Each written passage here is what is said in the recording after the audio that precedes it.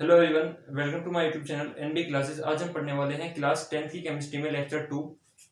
पिछले लेक्चर में हम लोगों ने बेसिक का कुछ पार्ट डिस्कस किया था। वहां पर हमने यौगिक को और तत्व को डिस्कस किया था। यहाँ पर हम इलेक्ट्रॉनिक विन्यास, परमाणु, इन चीजों को डिस्कस करेंगे। कोशिश करूंगा कि आज ही आप लोगों का ये बेसिक जो चैप्टर 0 है कंप्लीट हो जाए और फिर नेक्स्ट वीडियो से हम आपका सिलेबस लेकर चलें। लेकिन अगर आज किसी कारण से जो आपका बेसिक है वो कंप्लीट नहीं हो पाता है तो फिर मैं आपका नेक्स्ट वीडियो में तो पक्का बेसिक कंप्लीट करा दूंगा।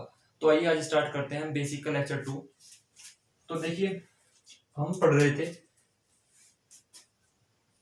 चैप्टर 0 और इसमें हमारा ये क्लास 2 चल रही है आज हमारी।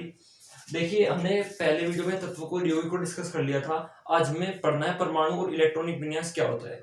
आइए देखते हैं। देखिए, सबसे पहले परमाणु को समझते हैं। परमाणु को अंग्रेजी में एटम बोला जाता है। क्या बोलते हैं? एटम।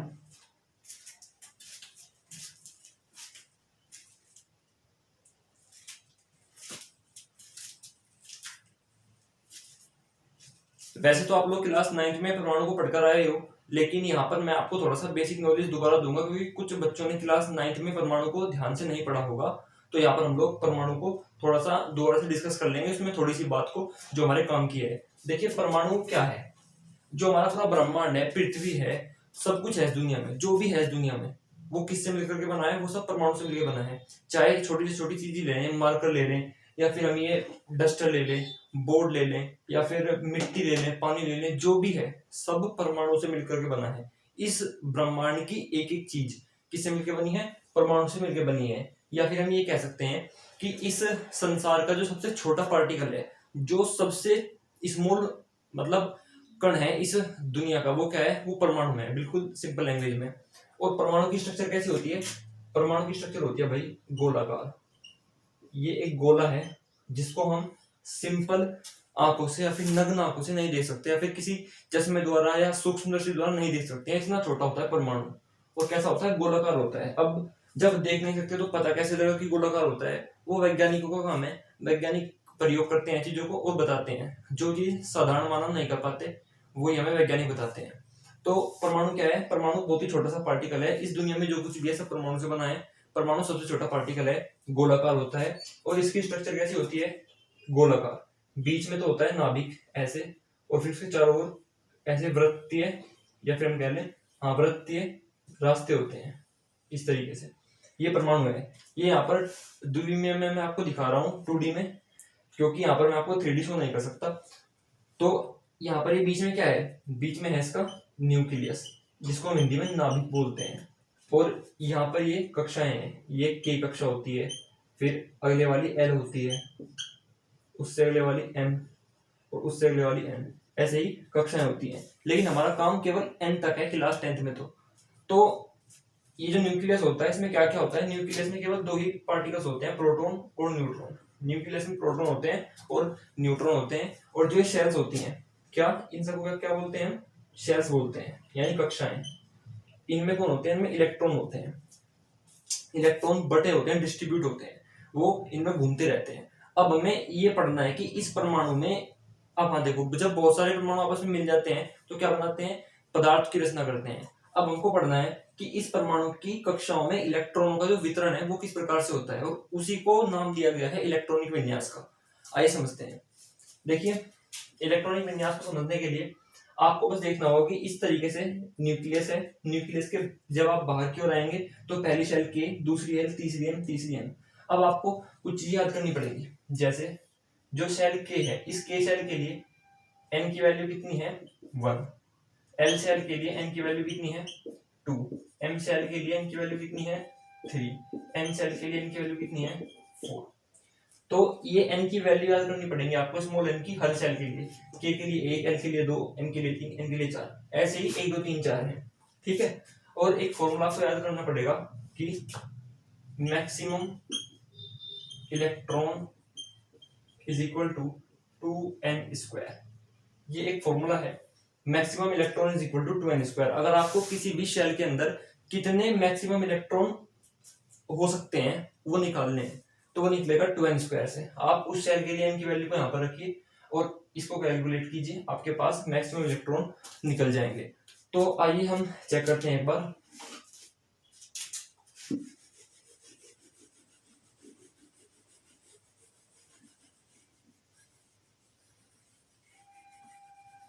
देखिए प्रोटॉन और न्यूट्रॉन से हमें कोई मतलब नहीं है, हमें मतलब इलेक्ट्रॉन से है बस। तो अगर मैं के शेल में निकालूंगा कितने मैक्सिमम इलेक्ट्रॉन हो सकते हैं, मतलब एक तरीके से एक कमरे में कितने आदमी हो सकते हैं, शेल को आप कमरा समझिए, इलेक्ट्रॉन को आदमी, तो एक कमरे में कितने आदमी हो सकते हैं वो यहाँ से निकलेगा, मतलब एक शेल में कितने इलेक्ट्रॉन हो सकते हैं।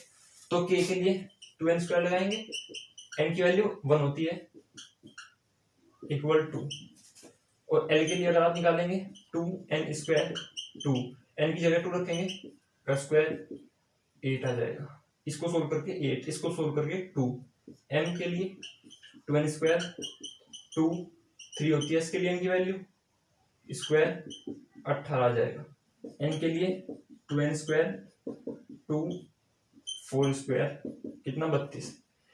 फॉर्मूला सबके लिए सेम रखना है, केवल n की वैल्यू चेंज होगी और ये आपके जो इलेक्ट्रॉन की संख्या चेंज हो जाएगी। यानी के शेल में मैक्सिमम 2 इलेक्ट्रॉन हो सकते हैं, एल शेल में मैक्सिमम 8 इलेक्ट्रॉन हो सकते हैं, एम शेल में मैक्सिमम 18 इलेक्ट्रॉन हो सकते हैं और एन शेल में मैक्सिमम 32 इलेक्ट्रॉन हो सकते हैं। अब हम समझते हैं इलेक्ट्रॉन को बांटना कैसे है।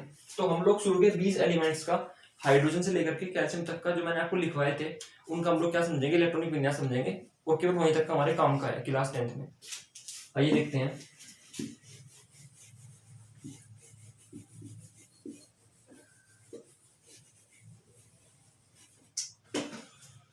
तो सबसे पहले हम हाइड्रोजन के लिए देखेंगे। आपको एक बात और देखनी पड़ेगी, जैसे हाइड्रोजन है, हाइड्रोजन के यहाँ पर हम क्या लिखते हैं, एटॉमिक नंबर, जो नंबर यहाँ नीचे से को लिखा होता है उसको क्या बोलते हैं, परमाणु क्रमांक।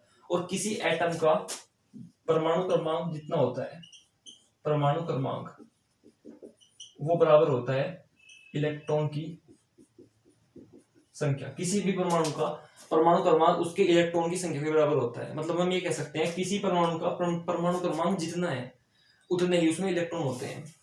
तो इसमें कितने इलेक्ट्रॉन होंगे, इसमें एक इलेक्ट्रॉन होगा क्योंकि इसका परमाणु क्रमांक 1 है, इस वाले फॉर्मूले से। तो इसमें इलेक्ट्रॉनिक विन्यास कैसे करेंगे, आप ऐसे सेल्स को लिख लें KLMN। अब एक इलेक्ट्रॉन है तो यहां से बढ़ना स्टार्ट करेंगे K से, तो 1। अब इनका कोई काम नहीं तो इनको आप लोग हटा दीजिए ऐसे ही, या फिर लिखा रहने दीजिए, कोई बात नहीं।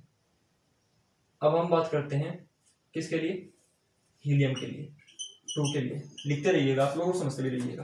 तो हीलियम के लिए अगर हम बात करें तो हीलियम में कितने इलेक्ट्रॉन है, 2, क्योंकि इसका परमाणु क्रमांक 2 है। तो 2 को कहां भरेंगे, K में भरेंगे, क्योंकि K की मैक्सिमम लिमिट कितनी है, 2 है, यानी 2 को हम इसमें भर सकते हैं। अब हम करेंगे लिथियम के लिए, 3 के लिए 3 इलेक्ट्रॉन है, मतलब अब इसमें 3 नहीं भर सकते यहाँ पर हम, क्यों, क्योंकि इसकी मैक्सिमम लिमिट 2 है। तो 2 यहाँ भरेंगे और एक नेक्स्ट वाले में जाएगा L में, यहाँ पर। अब बेरिलियम के लिए करेंगे हम लोग 4, 4 इलेक्ट्रॉन है तो 2 यहाँ जाएंगे और 2 यहाँ जाएंगे, क्योंकि इसमें हम 4 नहीं भर सकते, क्योंकि इसकी मैक्सिमम लिमिट 2 ही है। ऐसे हम लोग 5 के लिए कर देंगे, बोरोन के लिए 2 और 3। अब हम आगे बढ़ते हैं।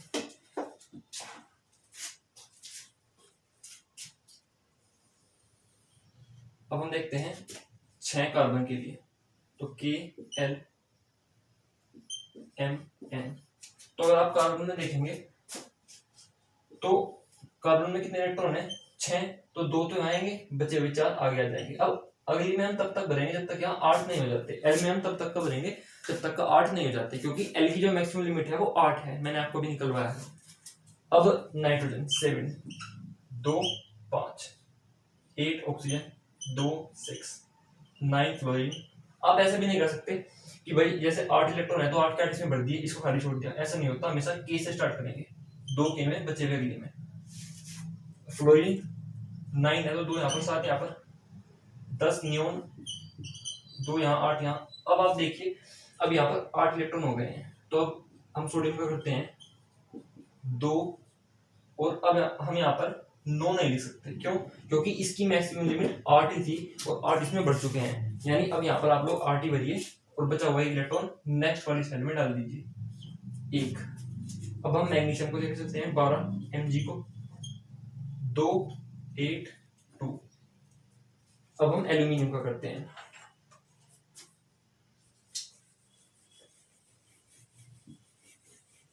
उनको आप नोट कर लीजिएगा। तो 13 एल्यूमिनियम, कितने इलेक्ट्रॉन है 13, तो 2 यहाँ पर और 8 यहाँ पर, क्योंकि इसकी मैक्सिमम लिमिट 8 है तो 8 तो ज्यादा हम बढ़ नहीं सकते, और बचे हुए 3 अगली शेल में डाल देंगे 3। 14 silicon 2 8 4, 15 phosphorus 2 8 5, 16 sulphur 2 8 6, 17 chlorine 2 8 7। Maximum limit जो एमसीएल की है वो कितनी है 18 है, क्योंकि एमसीएल के लिए एन की वैल्यू कितनी होती है 3 होती है। तो 2n स्क्वायर में अगर आप एन की वैल्यू 3 रखोगे तो आपके पास 18 यानी 18 मिलेगा, और यहाँ पर अभी साथ ही हुए हैं। अब आप लोग आगे बढ़िए।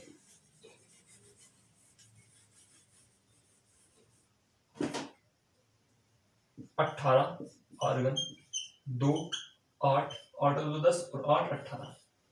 अब 19 पोटेशियम। अब इसमें और इस तरह वाले कैल्शियम में थोड़ा सा मतलब ट्विस्ट है, ध्यान से देखिएगा। यहाँ पर आपको एक रूल समझना पड़ेगा, 2 8 9 होना तो यहाँ पर ऐसा चाहिए कि भाई 2 यहाँ भर दिए, 8 यहाँ भर दिए, 9 यहाँ। अब यहाँ पर 9 क्यों भरे, क्योंकि आपको ऐसा लगेगा कि एमसीएल की जो मैक्सिमम लिमिट है वो 18 के बराबर है। एमसीएल की मैक्सिमम लिमिट 18 के बराबर है, तो इसलिए आपको क्या लगेगा कि यहाँ पर हम 9 भर सकते हैं, कोई दिक्कत नहीं। लेकिन ये बिल्कुल गलत है, ऐसा नहीं होता, ऐसा नहीं होता। यहाँ पर आपको 9 को हटा के 8 ही भरने पड़ेंगे, 8 ही भरने पड़ेंगे, क्योंकि रूल ये कहता है, एक बोरबरी का रूल है। किसका रूल है, बोरबरी का रूल है। बोरबरी 2 साइंटिस्ट हैं, बोर और बरी, उनका संयुक्त नाम जोड़ दिया गया बोरबरी। तो बोरबरी का एक रूल है, क्या वो ये कहता है कि किसी भी एटम की आउटर मोस्ट सेल के अंदर 8 से ज्यादा इलेक्ट्रॉन नहीं हो सकते। कोई भी एटम है उसकी जो आउटर मोस्ट सेल है, सबसे बाहर वाली कक्षा है, उसमें 8 से ज्यादा इलेक्ट्रॉन नहीं हो सकते। और अब तक हमने जितने भी इलेक्ट्रॉनिक विन्यास किए इसे छोड़कर, किसी में भी बाद वाली में सबसे लास्ट वाली सेल में इसमें 8 से ज्यादा इलेक्ट्रॉन नहीं है। 8 हो सकते हैं, 8 से ज्यादा नहीं हो सकते, ये कहता है बोरबरी का रूल। तो अगर मैं यहाँ पर 9 भर दूंगा, क्योंकि सिंपल रूल के अकॉर्डिंग तो नहीं भरना चाहिए यहाँ पर, तो फिर ये इलेक्ट्रॉनिक कॉन्फ़िगरेशन कंप्लीट हो जाएगा। 8 और 2 10 और 9 19, मतलब 19 इलेक्ट्रॉन भर गए। लेकिन अब ये क्या बन जाएगा, ये आउटर मोस्ट सेल बन जाएगी, और यहाँ पर 9 इलेक्ट्रॉन भरे गए, तो ये तो रूल का अपोजिट हो गया। तो ऐसा नहीं होगा, ऐसा नहीं होगा। यहाँ पर बोरबरी रूल का अपोज हो जाता है, यानी इसका विरोध होता है, वो भंग हो जाता है एक तरीके से। तो यहाँ पर नहीं होगा, यहाँ पर हम 8 ही बनेंगे और बचा हुआ 1 इलेक्ट्रॉन अगली सेल में।